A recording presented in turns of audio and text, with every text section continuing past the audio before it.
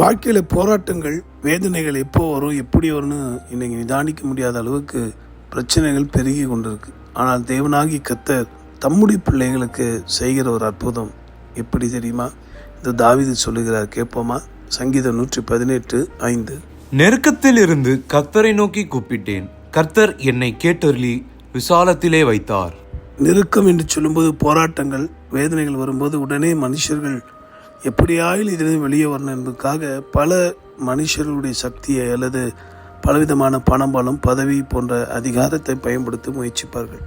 ஆனால் இவை எல்லாமே நிறைந்திருந்த தாவீது சொல்கிறாரு, நெருக்கத்தில் நான் கர்த்தரை நோக்கி கூப்பிட்டேன். இன்னும் ஒரு மேலான நம்பிக்கை பாருங்கள்.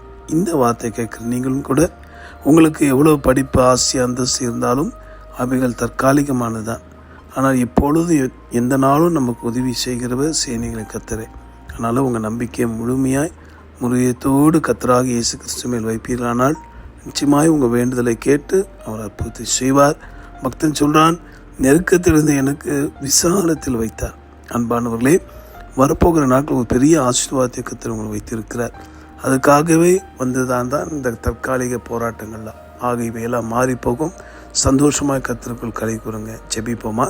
அன்புள்ள ஆண்டவரே, இந்த கேட்ட வார்த்தையின்படி நெருக்கம் மனுஷர்களால் வரலாம், பண நெருக்கம் வரலாம், இடம் நெருக்கம், இப்படி பல காரியங்கள் உங்களுடைய பிள்ளைகள் வாழ்க்கையில் வந்தாலும் அவை எல்லாவற்றையும் மாற்றி உங்களுடைய பிள்ளைகளை விசாலமாகிய ஆசீர்வாதத்தில், சந்தோஷத்தில், மகிழ்ச்சியை வைக்க போவதுக்காய் ஸ்தோத்திரம்.